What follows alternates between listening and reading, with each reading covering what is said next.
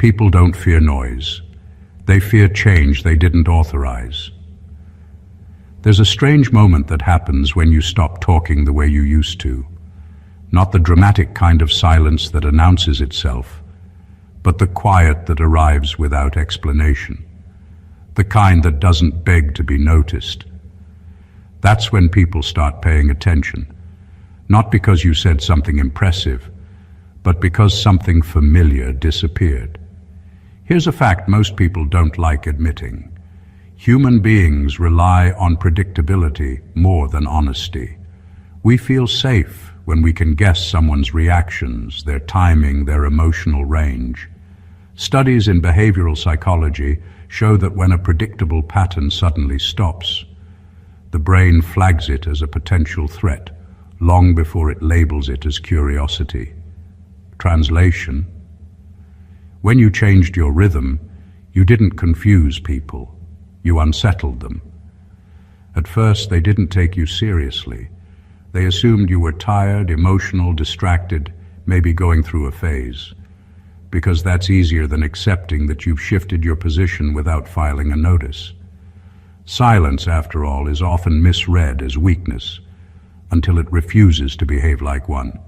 And here's where it gets uncomfortable. When you went quiet, some people didn't miss you. They missed access. They missed the version of you that responded on cue, explained intentions, smoothed tension, laughed at jokes that weren't funny, and made things easier than they needed to be. Your quiet didn't remove your presence. It removed their leverage. There's also a bit of accidental comedy in this. The same people who once told you to speak up now seem deeply concerned about what you're thinking. Funny how that works. Silence becomes suspicious only when it's no longer controllable. This isn't about mystique or playing mind games. It's about what happens when you stop performing familiarity and start standing still in your own space. Because when you don't announce growth, don't explain distance, and don't rush to clarify, people are forced to confront a reality they didn't prepare for. You didn't get louder. You got harder to manage. And that's when they realized this wasn't a phase. It was a shift. Number one, you stopped explaining yourself. There was a time when you felt the need to give context for everything you did. If you were quiet, you explained why. If you changed direction, you justified it. If you said no, you softened it with reasons so people wouldn't take it the wrong way. You weren't weak for doing that. You were just trying to be understood.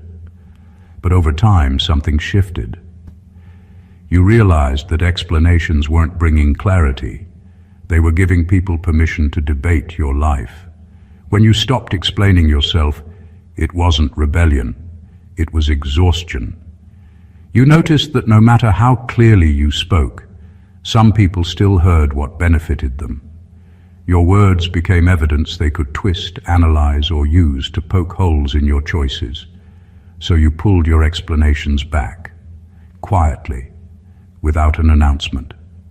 That's when things changed. People started feeling uneasy because they no longer had access to your reasoning.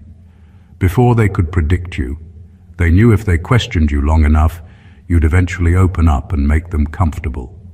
Now, they're left with outcomes instead of stories, decisions instead of justifications, and that's a harder position to argue with. Here's the truth most don't admit. Explanations invite negotiation. Once you explain, you're no longer just stating a choice. You're offering it up for approval.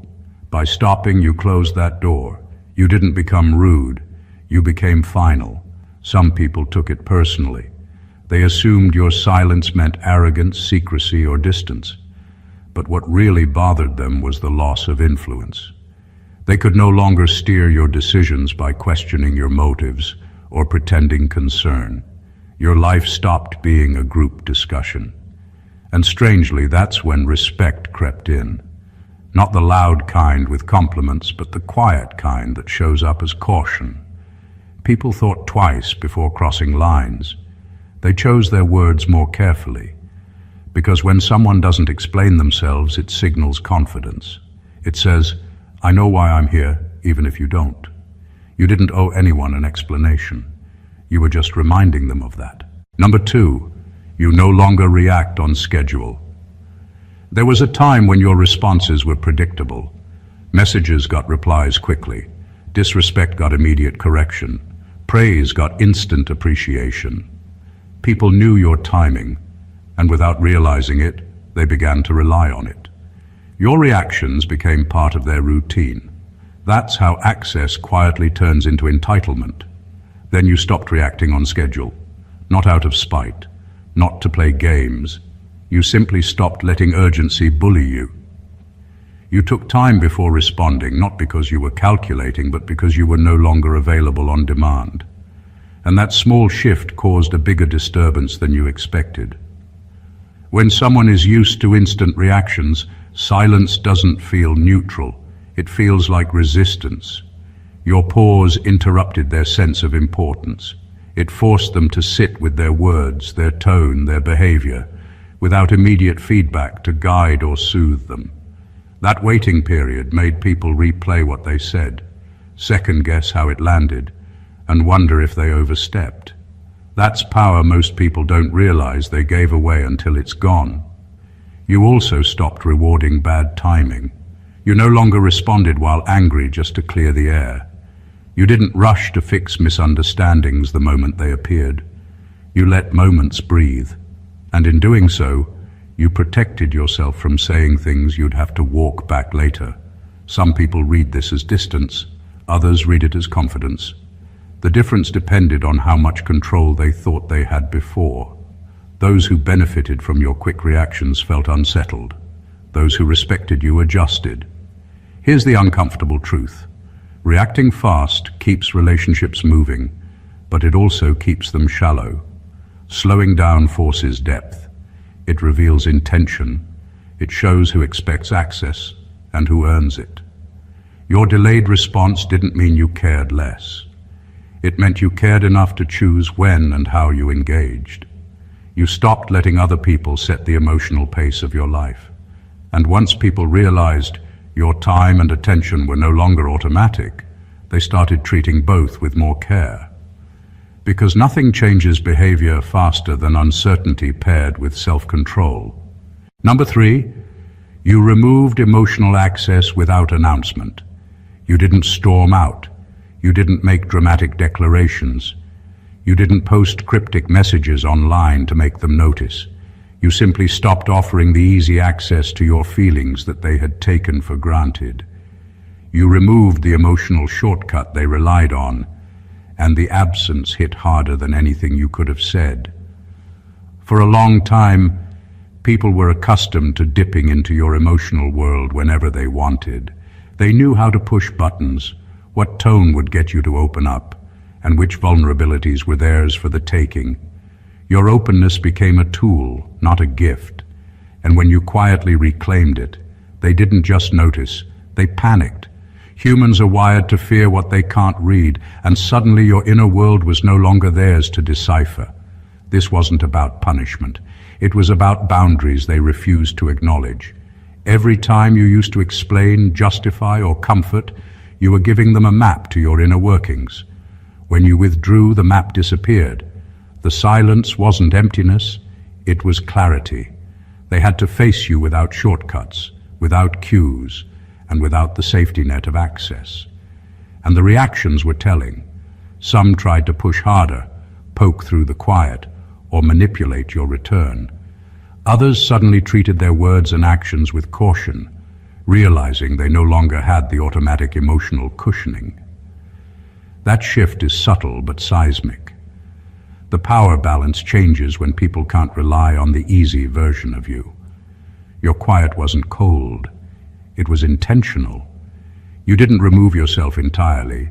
You just made it clear that your emotional energy was no longer a resource for someone else's convenience. They had to earn it. And that's when they realized you weren't just quiet. You were untouchable in ways that mattered. By removing emotional access without announcement, You forced them to confront something they had ignored for too long. They had underestimated you, relied on you too much, and assumed you would always be available. Now they knew better. Number 4, you let people live with their own behavior. You stopped smoothing things over. You stopped excusing rudeness, brushing off disrespect, and explaining away the way people treated you. You stopped intervening in situations where others had already shown their true colors. For the first time, you allowed people to sit in the consequences of their own actions, and it was uncomfortable for everyone involved.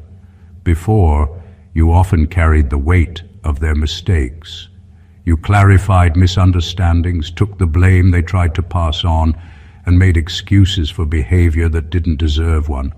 That made interactions easier in the short term, but it also taught people they could take liberties with your time, your energy, and your respect. By finally stepping back, you disrupted that pattern. You stopped being the safety net for their chaos. The effect was immediate. Suddenly, people had to face themselves. They had to sit with the awkwardness, the disrespect, and the tension they had previously been able to offload onto you. Without your constant corrections, explanations, or reassurances, they were forced to examine how they behaved when no one was holding their hand. And that realization isn't gentle. It hits like a shock wave. Some reacted with confusion, some with frustration, and others with guilt. They realized that you were no longer their buffer, their mediator, or their emotional crutch. You were present, but present on your terms. And that's what unsettled them the most. They could no longer manipulate the outcome by controlling your response. Letting people live with their own behavior isn't cruelty, it's clarity. It exposes patterns, highlights accountability, and separates those who respect boundaries from those who don't. By refusing to intervene, you made it impossible for them to ignore the impact of their actions. For the first time, they understood that your silence, your distance, and your calm weren't passive. They were deliberate. You weren't allowing disrespect to continue. You were letting reality do the teaching, and reality is far harsher than any words you could have offered. They realized that underestimating you had consequences, and that realization alone made you untouchable in ways they had never anticipated. Number 5, you broke the pattern they memorized. People love patterns because they make life predictable. They like knowing how you will react, when you will respond, and what kind of energy you bring to every interaction. Patterns are comforting, even when they quietly give others control over you. They assumed they knew you, could anticipate you, and that your behavior would always fit into a mold they understood. Then you broke it. It wasn't dramatic. You didn't announce a transformation or post a manifesto. You simply stopped being the version of yourself that fit neatly into their expectations. Small shifts, longer pauses before responding, refusing to justify your choices, letting outcomes unfold without immediate commentary, disrupted the rhythm they had memorized. And once the rhythm broke, the illusion of control shattered. What happens next is fascinating. People don't immediately recognize the change as strength. At first, they may think you're distracted, tired, or emotionally distant. But gradually, that uncertainty gnaws at them. They begin to question everything they assumed about you. They realize their mental shortcuts no longer work. Every interaction requires recalibration, and they are forced to pay attention in ways they never had to before.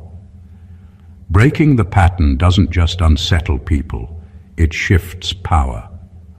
When someone relies on predictability to manipulate, influence, or even just navigate a relationship, removing that predictability removes their advantage.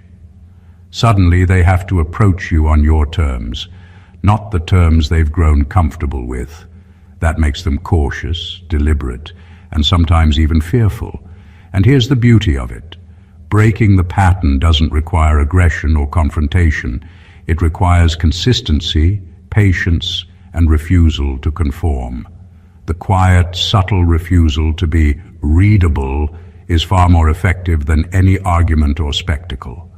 By refusing to fit the mold they had memorized, you didn't just disrupt expectations, you rewrote the rules.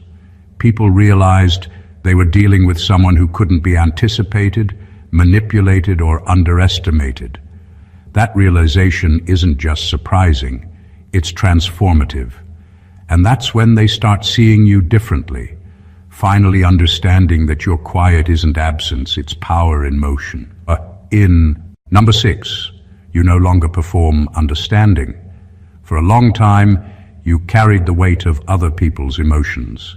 You nodded when it wasn't deserved, smiled when it was exhausting, and absorbed complaints, criticisms, and chaos that didn't belong to you. You performed understanding because it made life smoother, kept the peace, and made others feel safe around you. But every act of performance came at a cost. Your energy, your clarity, your authority over your own space. Then you stopped performing. You didn't make a show of withdrawal or announce a new philosophy. You simply stopped pretending that every grievance needed your validation, that every misunderstanding required a lecture, and that every discomfort demanded your labor to soothe. You stopped bending yourself into a version others could easily digest.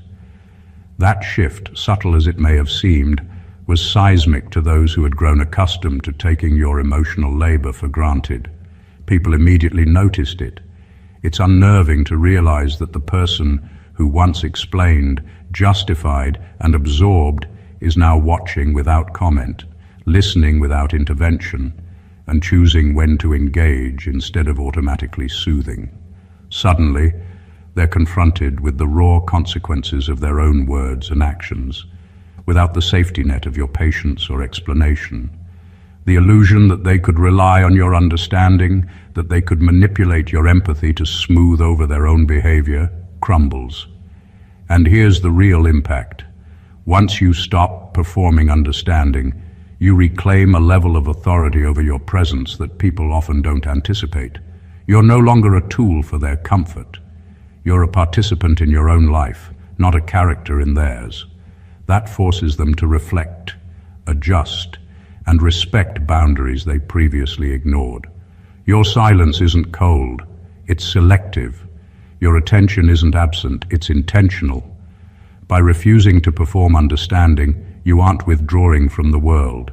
You're reminding it that your empathy is valuable, not automatic. And when they finally realize that their attempts to predict or manipulate your reactions no longer work, that's when the quiet transforms into unmistakable power. Number 7, you let awkwardness sit in the room. For years, you smoothed over every uncomfortable moment. A pause in conversation, you filled it. A tense silence, you explained it away.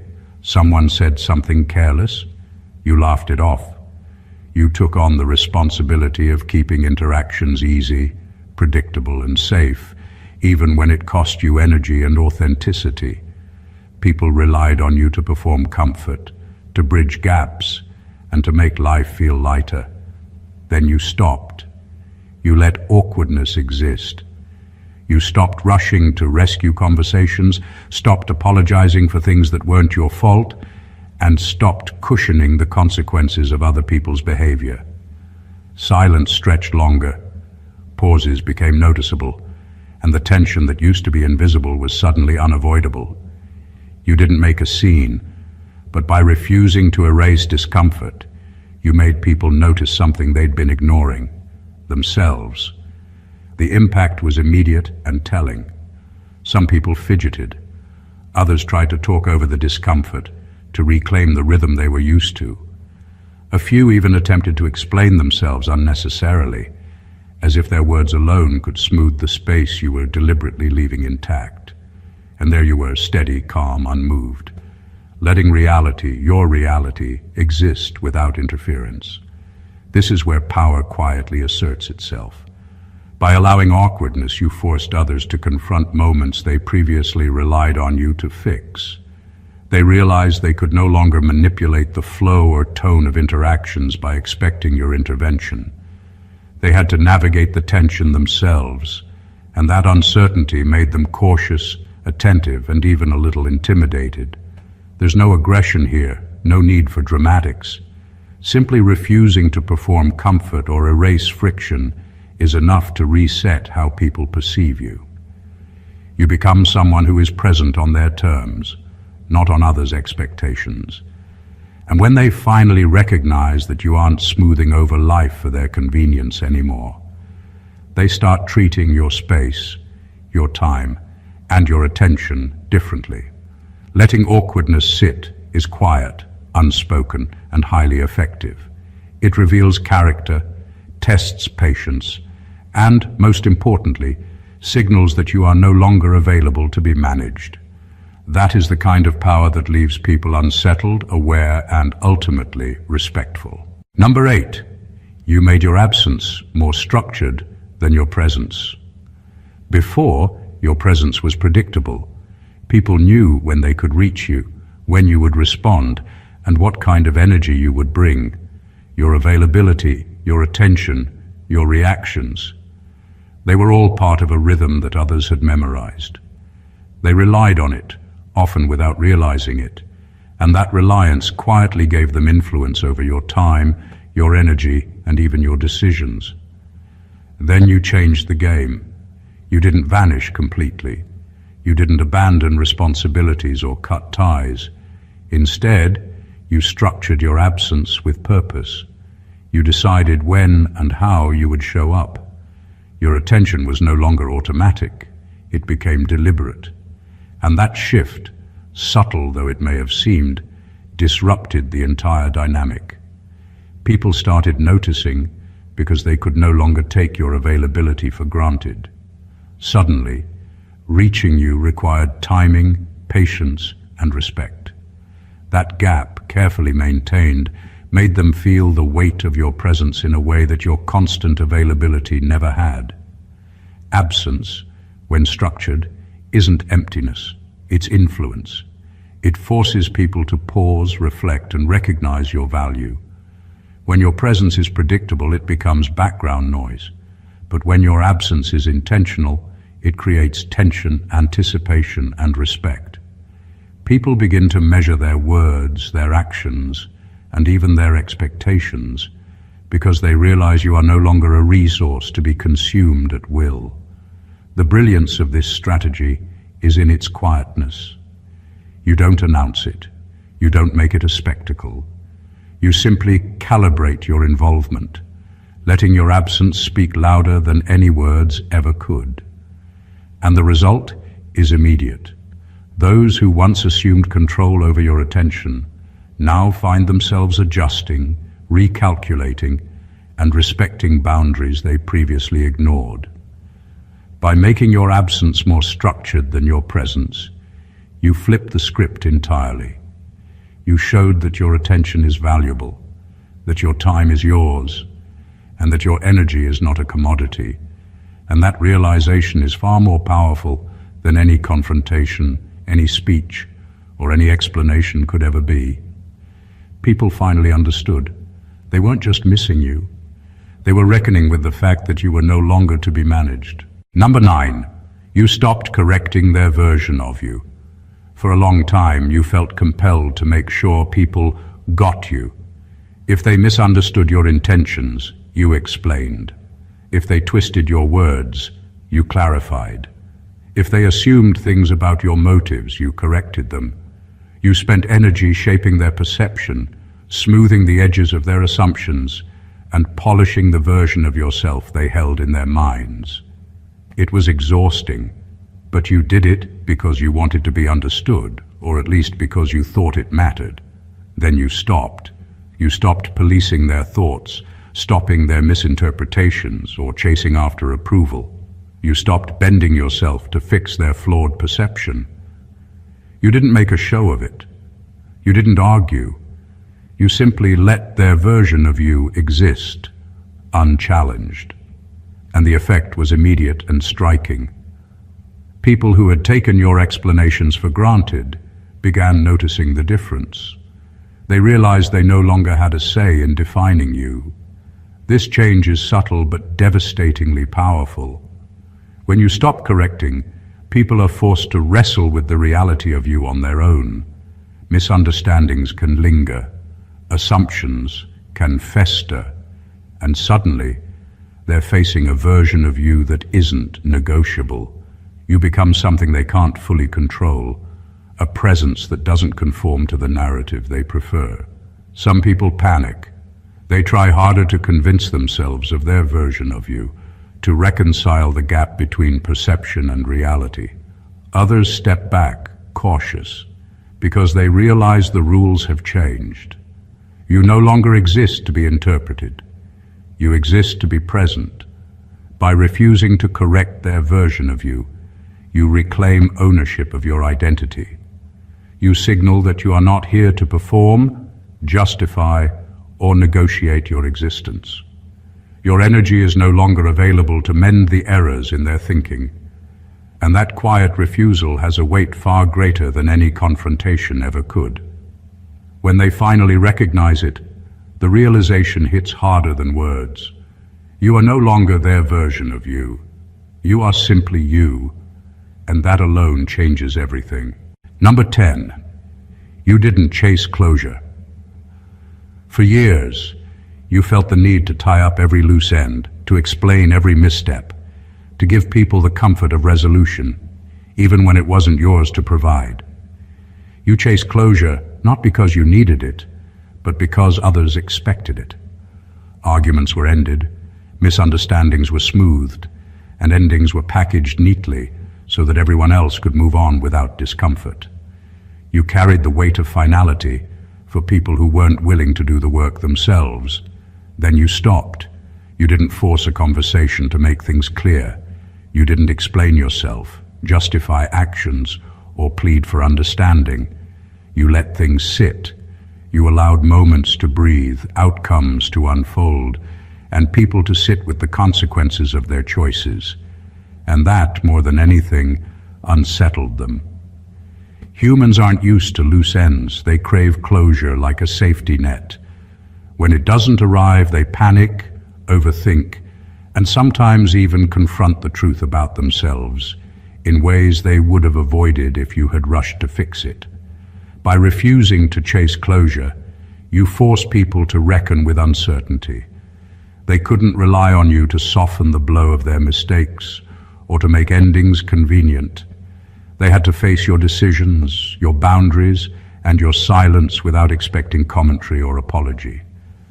That's a position most aren't prepared for.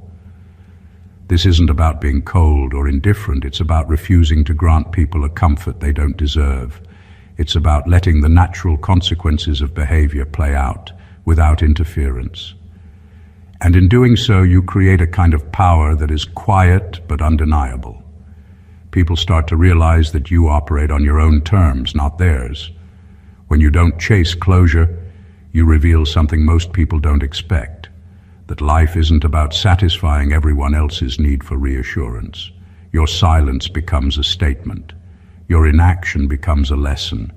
And in that space, people finally recognize that you're no longer to be managed, negotiated with, or underestimated. They realize that some endings are yours to decide, and that realization changes how they see, treat, and approach you forever. Number 11. You became harder to read, not harder to reach. For a long time, people had you figured out. They could anticipate your moods, your reactions, your energy, and even the way you would respond under pressure. Your expressions, your words, your tone. They were an open book for anyone who cared to read it. That predictability made life easier for them. It allowed them to navigate interactions without real effort, to assume influence over your emotional state, and to measure your limits as if they were fixed and transparent. Then you changed. You didn't disappear. You didn't shut people out entirely. You simply became less readable. You didn't broadcast your emotions on demand. You didn't over-explain your actions, and you didn't let others shape your energy to fit their expectations. People could still reach you, still communicate with you, still interact, but the version they had memorized no longer applied. Your silence wasn't absence. It was intentional opacity, a refusal to be fully interpreted. The effect is subtle but powerful. When someone can't read you, they can't anticipate your reactions. They can't manipulate your responses. They can't rely on the familiar shortcuts that once gave them control. And because humans are wired to fear unpredictability, even minor uncertainty can feel threatening. Every word you speak, every action you take, now carries weight because it is no longer part of a script they wrote for you. This isn't about being mysterious for attention or games. It's about reclaiming authority over your presence. By being harder to read, you force people to engage with you on your terms, to respect boundaries, and to measure their words and actions carefully. It's a quiet assertion of power that doesn't require confrontation, drama, or noise. When they realize they no longer have automatic access to your inner world, the shift is undeniable. Respect replaces assumption. Caution replaces entitlement. And slowly, deliberately, they come to understand that you are no longer the predictable person they thought they knew. You are fully yourself, untouchable by their expectations, and unshakable in your autonomy. Number 12, you let time do the talking instead of urgency. For years, you felt pressured to respond immediately, to fix things in the moment, and to prove yourself through quick reactions. Urgency became a habit, and people began to rely on it. They assumed that your attention, energy, and presence were instant resources, always available to smooth over problems, answer questions, or validate their perspectives. That expectation gave them quiet control. They knew you would act, and they could plan around it. Then you stopped. You let time do the talking. You didn't rush to prove points, clarify misunderstandings, or assert your position immediately. You allowed situations to unfold, conversations to linger, and outcomes to emerge naturally. It wasn't laziness or indecision. It was deliberate patience. And in that patience, power quietly shifted. People realized that your validation wasn't automatic, your reactions weren't guaranteed, and your approval wasn't something they could demand. The impact is subtle but profound. When you don't respond in urgency, it forces others to live with their words, actions, and choices without instant mitigation. They have to process reality on their own, without the comforting buffer of your immediate intervention. That pause creates reflection, tension, and sometimes even fear. People start to reconsider how they interact, how they speak, and how they behave, because they can no longer rely on quick fixes to smooth over their mistakes or assumptions. By letting time speak, you also protect yourself. You stop reacting from impulse or emotion, allowing clarity, strategy, and boundaries to guide your actions. You no longer expend energy on unnecessary battles or explanations. Instead, outcomes reveal the truth of character, intentions, and respect. This quiet approach carries more weight than any confrontation ever could. People begin to notice, not because of what you say, but because of what you choose not to say. They realize that your attention, your energy, and your presence are not disposable, and that nothing in their timing can force you to act. When they finally see it, they understand that patience is your weapon, calm is your statement, and letting time do the talking is how you make it unmistakably clear. You are not to be underestimated. Number 13, you moved without announcing growth. For a long time, people measured you by what you showed them. They assumed they understood your trajectory because you shared milestones, victories, or even the smallest steps of progress. They felt entitled to witness your growth, to comment on it, to validate it, or even to judge it.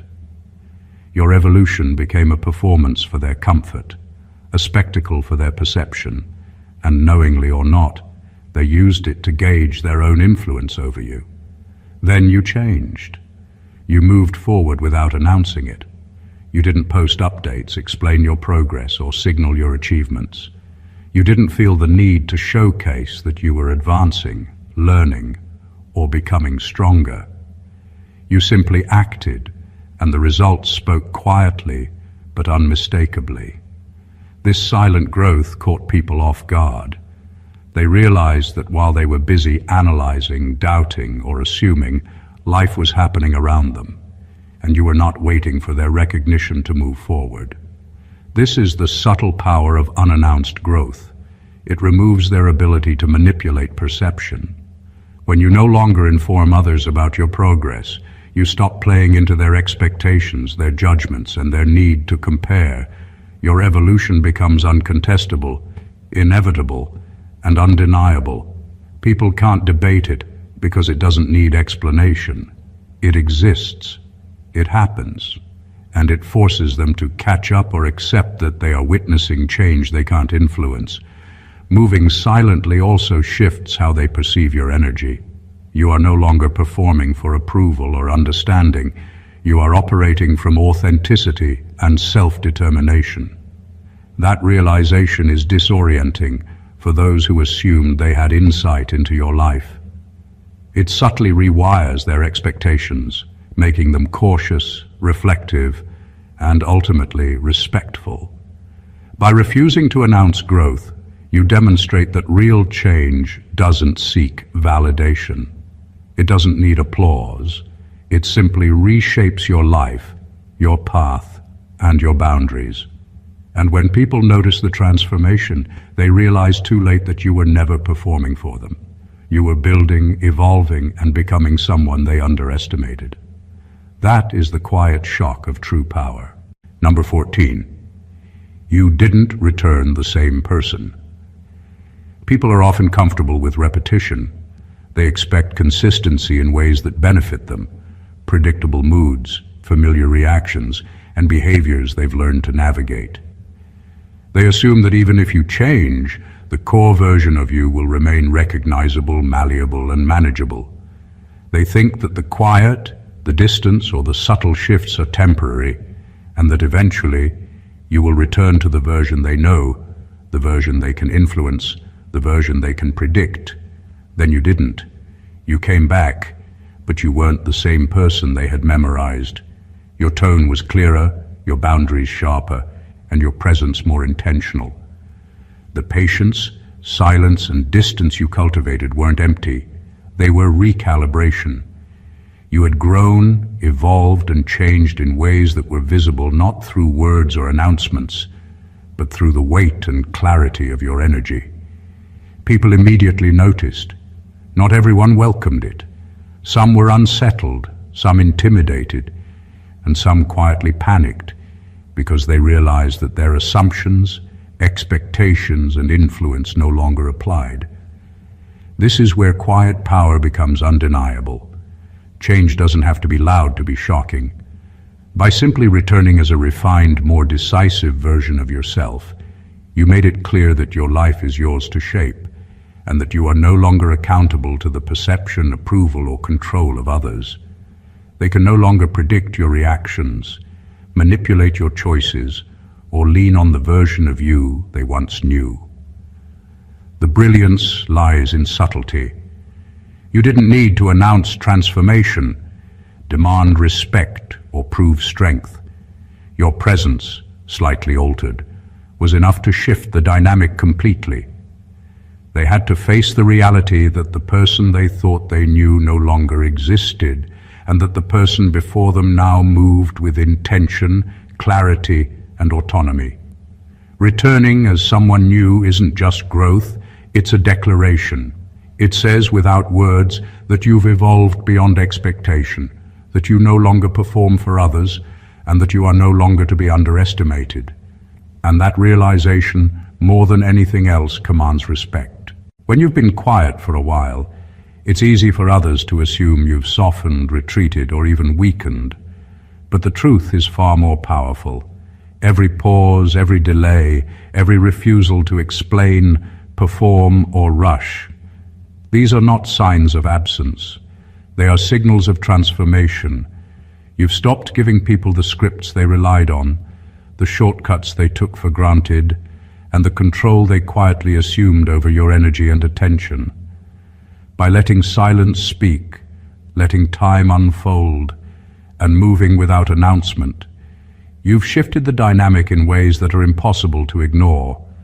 The people around you have started to notice. They sense the boundaries you've enforced, the patience you've claimed, and the growth you've quietly achieved. They realize that the person they once understood no longer exists in the same way, and that quiet, deliberate change is what makes you impossible to underestimate. Power doesn't always roar.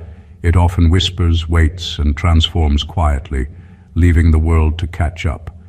Remember, every act of restraint, every moment of thoughtful distance, and every instance of refusing to perform for others is not a loss. It's mastery. You've become someone who operates on your own terms, someone whose presence demands respect without explanation, and someone whose evolution cannot be contained or predicted. That is the essence of being unshakable. If this resonated with you and you want more insights that challenge how you think, empower your presence, and sharpen your edge, make sure to subscribe to the channel. Hit the like button, share this with someone who needs to hear it, and drop a comment below with your thoughts. Every action you take here helps us create content that pushes the boundaries and gives you the clarity to navigate life on your own terms. Don't just watch, engage, grow, and join the conversation.